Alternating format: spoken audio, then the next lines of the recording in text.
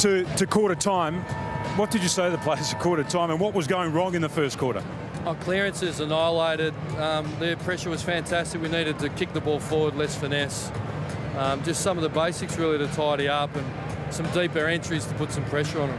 You must have been happy with your forward work in that second quarter. Yeah, I think we're really efficient, but the midfield got to work. You can't do it without mid-supply. Fife got into it. Hill, Pearce kept his good work going, and I thought Aaron started to mix his hits up. He was a bit too predictable early. At what stage do you worry about Beams? Crowley's gone to Pendlebury. He's kept him reasonably quiet. Beams had 21. Are you worried about that yet? No, at the end of the day, it's a bit about outcome. I think if you have an 18 entries, 5, he's getting the ball. It's sort of water torture a bit, but he's not breaking the wall down, so we'll just let him go a little bit while we're scoring. But it all starts again. He might get the work early, might have to tighten up. Good luck in the second half. Thanks, Timmy. So the Dockers lead it by 35 points. Let's check the Toyota viewer vote. Did Lee get it right? Oh, I guess that's approval almost out in that sort of area. I'm amazed at that. I would have thought almost 95% of the people think Abbott's the best player. I thought that was the most obvious of the whole 7. Well, Lee, I don't know a lot about it, but I think there are some perverse people tweeting. Must be. Yeah. I'd take that as a real slap on the back if I were you. 44 to 56. So Lee almost got it right. Well, half of them were wrong. Beams 21, Pendlebury 15, ball 13 for the team, trailing at the present time in terms of possessions. Best of all comers, though, Beams to half-time. Johnson 15 leads the way for Fremantle. Fife, Pearce and Hill all have 14. A lot being made of the umpiring here at the stadium, but it favours Collingwood 10 to 9. So the Magpies certainly with a job in front of them.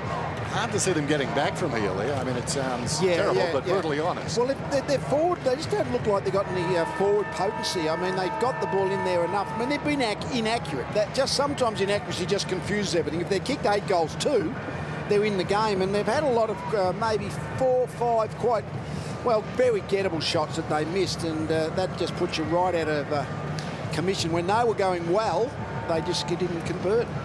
Bruce has asked me to mention too our Twitter handle. It's at 7_FNF.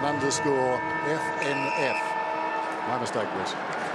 Margin 35 points as we start this third term on Friday Night Football. Sandlands with the run, Grundy with the leap. Nothing much happened. Sandlands comes back into it. More of the same. Fife in trouble. Almost threw it across towards De Boer. Barlow's got a problem. McCaffer should have been a Collingwood free there. He had it a long time. Trying to work his way out of the congestion. There's Beams. He's been a terrific player. Played the last 8 games for Collingwood last season, and that really cost them, setting up a spot in the 8. Swan in trouble again. Barlow. Fife the hurried kick out of the congestion, tracking it back, getting an unkind bounce. Maxwell in trouble now. Coughs it up. Ballantyne, the dangerous one. He's got it. Takes a strange sort of run. The flight path was difficult to track even for him. He kicks it inside the forward 50. Well played by Frost on his knees to Sinclair with the outside of the boot. Played it well. He did. I mean, he was fantastic there, Frost. Oh. Well, Maxwell Lumumba there. Thought Collingwood would be away, but they're not. And the Dockers, Ballantyne involved with getting the ball up. Just saw Fife standing alongside Pendlebury for the start of this term. This was the really good play by Frost. Brave across the boots, and then clever enough to not get caught holding the ball. If Fife standing with Pendlebury is enough to really make us salivate. If we get a bit of head-to-head that stuff in the second half. Muzungu ripped away by Grundy. Spur had a bit of a miss. Sandilands hands and knees, still taller than everybody else out there. Spur gone, holding the footy. McCaffer's free, now going back to Pendlebury. So can the skipper ignite them a bit here? Playing for their pride a bit, as Dennis said, it is difficult to see how they can make some inroads here. They need a lot of water torture. Ross Lyon talking about Beams giving them water torture but not breaking the wall. Clark, careful kick. Maxwell. So 200th game for Maxie next week. And there have been a couple of Collingwood captains in the last 50 years that we can say they're premiership captains. He's one of them. Clark. In short.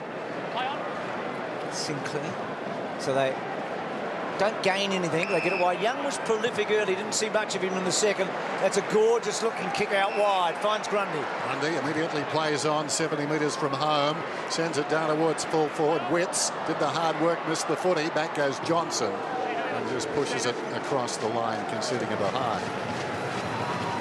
Johnson wasting no time, wide of the mark, but Sutcliffe, this actually has aided him. He didn't lose any of his momentum, and that's a magnificent kick as a result. Ballantyne wheels around, end to end. Will it bounce through? It does. Oh, that's clinical. He's got 3.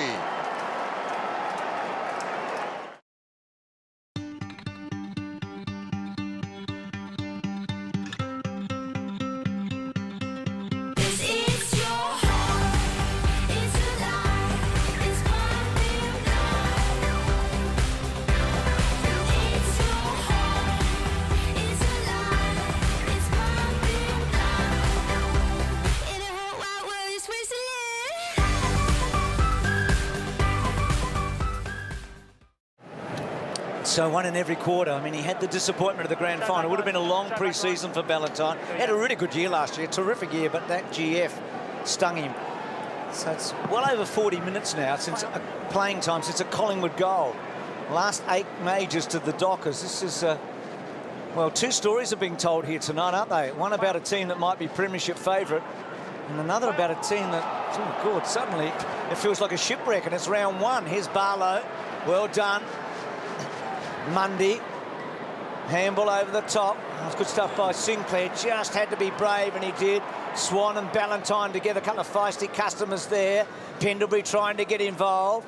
Getting the ball back, Adams, Frost. They just can't get it out here, Collingwood. Now they will. Pendlebury, Beams, Grundy. Grundy sort of slapped it away. Swan had to hack the ball forward.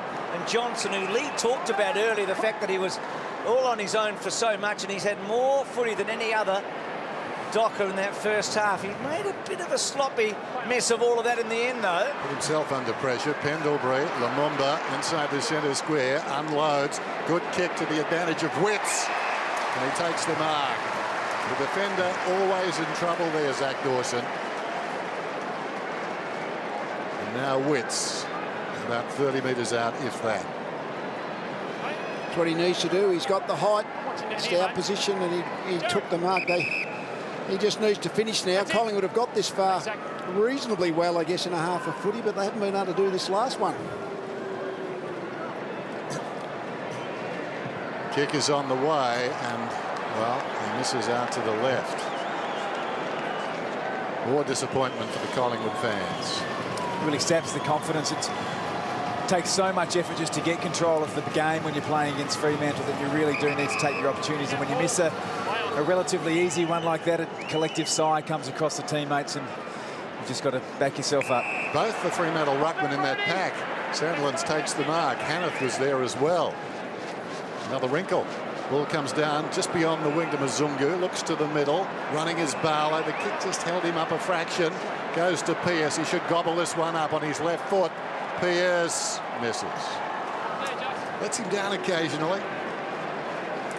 What has been good tonight, just the look of play on. I mean, sometimes we just get just a bit frustrated. The teams just want to go back, take a lot of time before, but both sides are quite happy to actually play the ball on, not take their 5 or 6 seconds to kick it back. Good for the spectacle. So Maxwell gets a little bit of extra distance to himself. Hanneth again with Sandilands. Dennis made the point a moment ago. The 2 guys in tandem. See, what's their collective heights?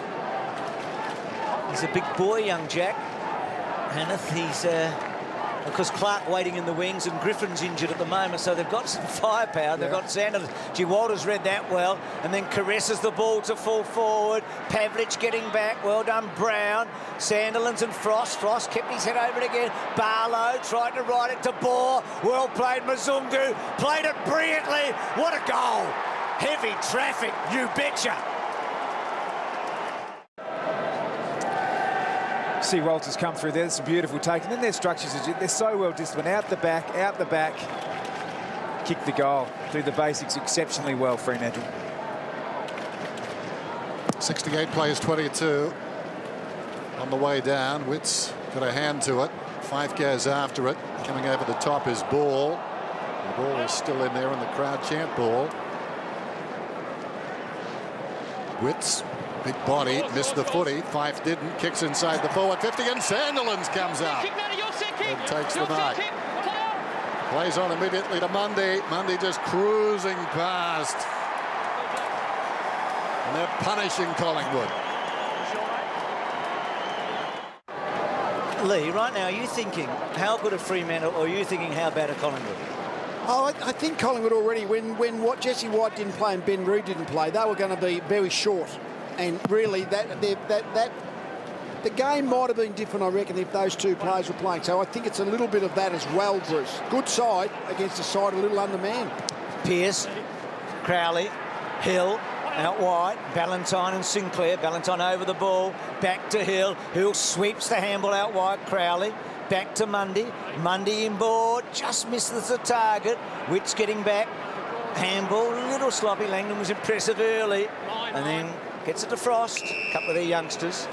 So 9 changes to this Collingwood team from the team that played in the elimination final last year. This is one of them. And they're down by 52 points as Frost sends it high towards the wing. Big pack. Johnson got a fist on it. Roving the pack, goal sack. Now it's Pendlebury going towards half forward. Nice kick onto the chest of Cloak. He's about 75 metres out. It's 1-on-1 inside the forward 50. Elliott couldn't get it. Goldsack does well. Rushes inside that forward 50. Gives it to Elliott, who snaps. Pulls it back perhaps a tad too much. Down there is side bottom right on the line. Can't get it back. Well played by Sutcliffe. His only intention really was to see it go through for a score. Interesting, Collingwood's lowest score last year, 51 points. 8 times they scored less than 90 and lost all 8. 74-23 right now. And I reckon before a game you'd take 90 against the Dockers, wouldn't you? Week in, week out. That'd just about do you, wouldn't it? Yeah. 100 is almost wishful thinking against this team. So Pendlebury, opening goal of the match. It seems such a long time ago. It's been 3/4 of an hour since they've scored a goal. Playing time, that is, plus the half-time break. It's an eternity. It's a ball. So good numbers for a lot of these Collingwood players, but nothing much happening on the board. Adams, high draft pick for GWS, came to Collingwood. St Joseph's boy, be a good player. Second in the clearances at GWS behind the skipper last year. Kicks to full forward. Witts was the target. He had about 3 to beat in the boundary throw-in. I don't think he's joined tonight, Taylor Adams, but the fact that he's heard him interview during the week, the excitement in his voice, he was going to play a big game in front of 40-odd thousand people. You could tell he was keen to be in the Collingwood Guernsey. Marlowe got it from Pearce. Didn't happen at GWS. Up towards half back. Mundy went past the ball. Oh, courage there by Langdon. I thought one of the new rules could have perhaps found its way into that. A scramble, and we're going to have a free kick to the Dockers. It's interesting, isn't it? I think the difference of sort of falling on didn't slide into it as much as anything. Mazunga ran into him. It's interesting, difficult call for the umpire. Mundy to Pavlich. That's a good mark, sandwiched between 2 Collingwood players. Yeah, that could have been a lot worse. So down here at ground level, as Mazungu was coming in, you were sort of wincing for him as he came in. It was nearly unlucky. Pavlich, he's marred his performance by some pretty easy misses by his lofty standards. Sheridan dragged down. Ball slow to release. Lumumba copping one in the face there was Hill. On his knees, Sheridan. Ballantyne goes the other way. He's always perverse as the ball bounces down towards the pocket. Taken there by Maxwell. Oh, bad miss. One of the few by Beams tonight, but it could cost him a goal. He's anxious to make amends, but over the football, on his knees in there, trying to get it out is Duffield. Rolls on top of Maxwell. Maxwell on top of Duffield. And we'll have a ball up. Someone's got to tackle it, boys. Gee, that was symbolic of the night because Beams just doesn't make those errors, does he? No. So Fremantle still pressing so hard here. Which just lays it down. Ball pushed in the back, no free there. And then a little sort of toe poke in the end from Sinclair. Johnson, good smother from Ball. Docker still with some numbers. Crowley, clever actually, hooked it back. Mundy, well done. Frost belts away. Pearce trying to get some space, and then hooking and bouncing and rolling it through for another one. He's kicked a couple. He's having a big night. Just numbers at the contest, getting to the right spots, and talking about Daniel Pearce at Port Adelaide, he was almost the stereotypical player that really struggled after 2007 for Port, and the lease of life at Fremantle. He's been a great pickup. Sandilands down to De Boer. Swan straight into De Boer. Crowley advances at about 15 metres. Maxwell back to Sinclair, tackled by Mundy. Well done, Maxwell. Knocked it across to Frost, who kicks towards half forward. Going back, Sutcliffe. Coming up, Johnson. Cloaks over the footy. Surrounded by 3 Dockers. De Boer knew where the help was. Hill across to Duffield. Floats one up towards the wing. Back goes Frost. Coming up is Ballantyne. Barlow. Now Crowley. And the run comes from De Boer behind the line initially. Kicks down towards the full forward area, but getting back is Brown. Back to Pendlebury, and then Pendlebury sweeps the ball wide. Langdon, first game of the 19-year-old. Bit of a sloppy handball to another teenager. And now Lumumba to Clark. Holding advantage. Heard the ump. And now Collingwood, can they take advantage? Side bottom gets it. He's got some space. They haven't had much of that for a long time. It's been about 50 minutes since they've kicked a goal. Side bottom to the pocket. OK, Grundy worked hard. Still a long way from home now. Can they get a target inside 50 here? You always think of Cloak when they're in this spot. So Grundy sets it up to the goal square. Elliott can jump, but he's got a few to beat, and Pavlich getting back. Bruce Kennedy has the best off. He's about to come on. I'm just wondering who you guys think maybe the sub. There he is right there on screen now. Has to be one of the ruckmen. Matty, Richo, have you seen Collingwood this helpless in a long time?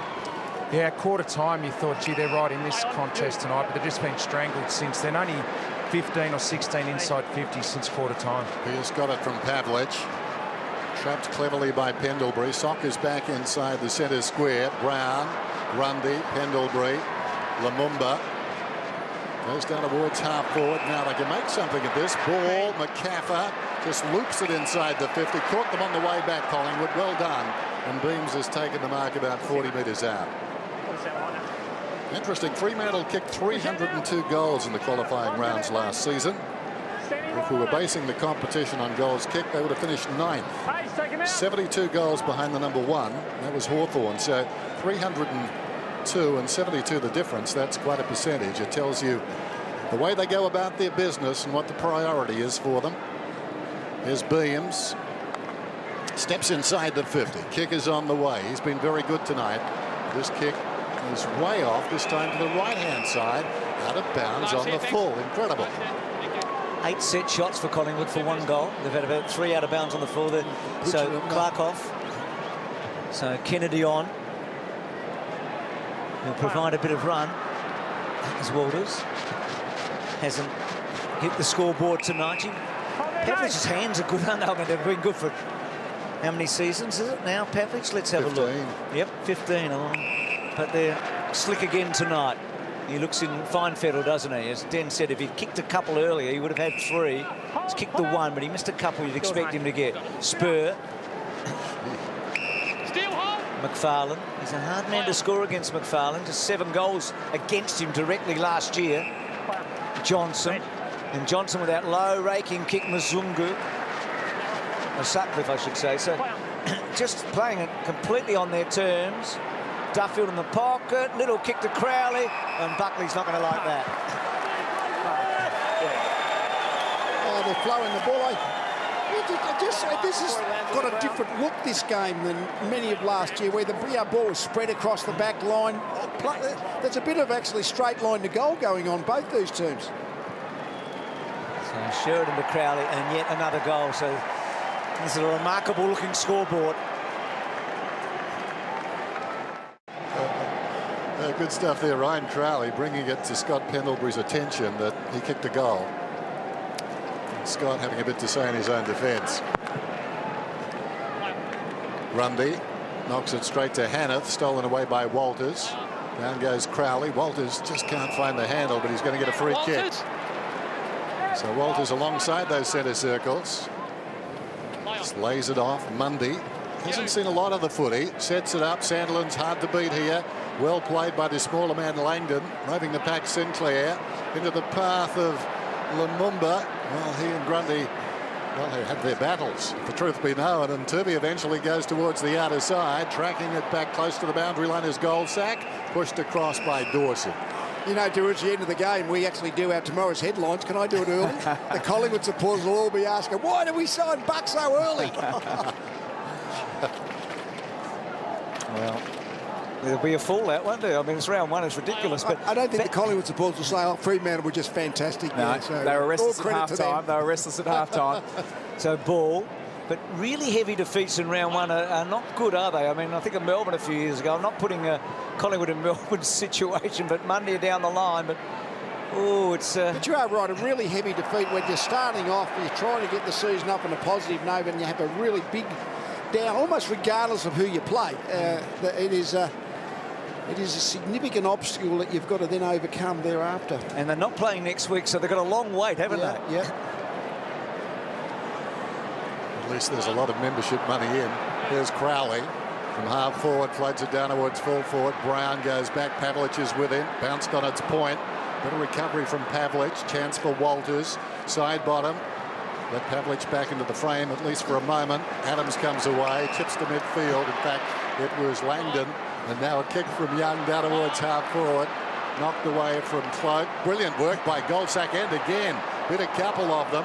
High ball towards full forward. Elliott mistimed his leap completely. McCaffer, he's been prepared to run hard, and that's a good effort. To the outside of the boot, he brings up a long-awaited third goal for the Magpies. It's been 1 hour exactly of playing time since Collingwood scored their last goal, 60 minutes. Talk about disposals compared to scores, and that's what Ross Lyon said at half-time about Burns getting a lot of the ball, but we're 6 goals in front. So now Mundy, she spirals the ball forward. Ballantyne, sort of a sandwich there. Sinclair will run it over, and a boundary throw in. So McCaffrey's goal, the first since Swans. Swan and Pendlebury, the goal scorers. Just that basic number. They've only had 10 more disposals, Fremantle. I mean, just goes to show raw numbers of just pure ball in hand aren't really what tends to win the game. Kennedy got involved. Mzungu, well done. Mundy. Hill was sort of held on to. Sheridan held up. Grundy, good tackle.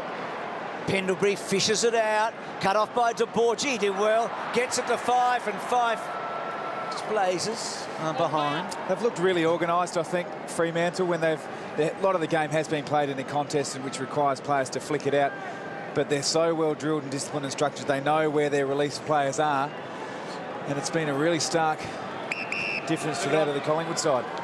Prayers looking quite sombre there as the ball goes outside the 50, but it's a long season, we know that. McCaffer, play on the football, didn't take it. Crowley, clever. Mzungu sends it deep. In from the side, Walters almost, arriving quickly as Turvey. Still a live ball about 15 metres out from the Dockers attacking goal. Back goes Swan right on the line, waiting for the pressure. He produced his own fumble there, I think, just to help a behind be scored. I haven't seen a lot of Swan tonight, just the 15 possessions by his lofty standards, and it's way off the pace. He's played behind the ball a bit tonight, I think, too. He's been sweeping a little. They've been completely outgunned, we know that, but a few of their players have had big numbers, and as Dennis said, not Swanee tonight. 93 times he's had 30 plus, so he's got a pretty good record and getting the big numbers. 49 famously is his career high. So Barlow, who can notch them up as well, kicks to centre half forward. Pavlich took about 3 with him in the contest. Good spinning. We're talking about the man himself, Swan, to Young, to Elliott in the back pocket, and Elliott. And that kick, does it stay in? Well, it didn't then, because Dawson, well, no, it was out on the floor, was it? So, hang on, Robbie. It's going back that way. Fremantle? Okay. So it was Dawson. So just a little confusion there. Field umpire making sure that it didn't come off the Fremantle player. It was a Collingwood player that kicked it out. Pavlich again the target. Kennedy, Grundy, Sinclair had a little bit of a fumble. Swan, good kick. And Young. Young, clever kick. Well, just slightly too tall as far as Kennedy was concerned, but he tracks it back. Taken to the ground. Strong tackle by Sutcliffe. Holds him down. That ball slow to release, and the umpire just hovering decides to throw it up. Just watching Dane Swan from our vantage point, I mean, he has an amazing engine and a capacity to run him. I think he looks a bit proppy. We'll just keep an eye on him. Well, he showed that earlier, didn't he? Here he is. You get a view. That's not a good kick inside the forward 50, but he did his best to be observed by Tom. Here's Johnson, short one, spur. He's up from the back pocket. I tell you what, the ground seems a lot more open too. Not as many people out there tonight. I think they've shamed the runners with the pink, so that's understandable, but quite a few people normally out on the footy field. Not tonight. As we talk about Swan, he's one of the most interchange players in the game. And remember, tonight is the 120 cap. So you've got to be interchanging just that little bit less. Might only be 10% less on current figures, but that just might make a slight difference to the Swan type style. Just his last kick just lacked the follow through off. I'd need to be convinced he's 100% right now. And Tim and Richo right over those numbers too, down at the interchange.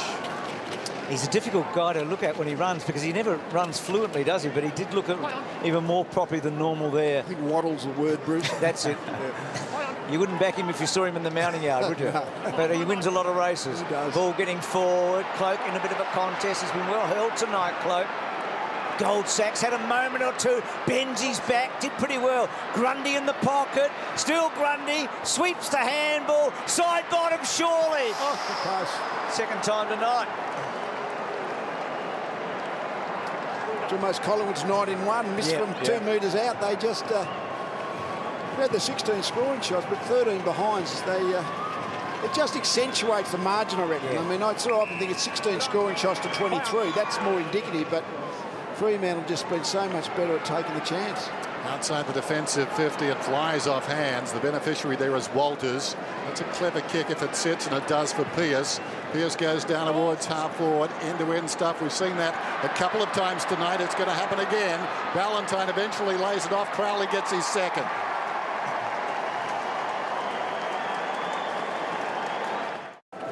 Talking about Crowley breaking even with Pendlebury. Gee, what a game Ballantyne's played as well. He's been terrific. Yeah. So they still march on here, and they've had a lot of end-to-end goals tonight, the Dockers. I mean, the way Pearce... Actually, poor bounce. The way Pearce took the ball in the middle there was just exquisite. So Barlow's kick off the left to half forward. Pavlich and Tuvey and Brown. They're sort of doubling up on Pav at the moment. Brown out wide, having to wait. Lumumba did pretty well, but gee, the ball was good. Lumumba up for it, though, and then gets it back. Langdon, who's impressed. Long kick. He's got a good leg on him, out wide. Johnson's just swept so brilliantly. He's been like Beckenbauer tonight. Gets it to Fife. Great tackle. Grundy's got him well. Collingwood will say, why not holding the footy? Mzungu, Barlow, Dawson. Dawson's handball just to space. Kennedy hasn't really been able to impose himself, but he came on at a difficult time. Swan under the pump. Back to Tuvey, back to Swanee. He sends it out towards right half forward. Adams got it on the ground. Hill is outnumbered, but he's pacey. Young in pursuit, virtually in his hip pocket, and Hill content to let it go out of bounds. Now the hoots are for this tackle here. The rule is if the player with possession of the ball, Fife in that instance there, makes a genuine attempt to get rid of the ball, which he did, that's been well adjudicated by the umpire. Listen to you. Tuvey knocks it down. Strong tackle. Walters was the man. Comes out of the pack on his knees there, Main. Lumumba gave it to Langdon, who gave it to Ball, and eventually they work it out of there. Beams got it to Sinclair. And on the outer side, this is side bottom. Over the top, Langdon with the bravery to run on, but now he's dragged down from behind, and as a result was going to be penalised. And again, I think the brief for Pearce is kick it long into the forward line. He did that, but the siren beats whatever was going to happen next. It's three-quarter time. Hey, Dennis, just before the siren, then Lockie Neal was subbed into the game, and they've taken the superstar Fife off the ground. Okay, so keeping him in cotton wool. He was very good. 14-10-94. Fremantle right on top of Collingwood, 3-13-31. A margin of 63 points on Friday Night Football.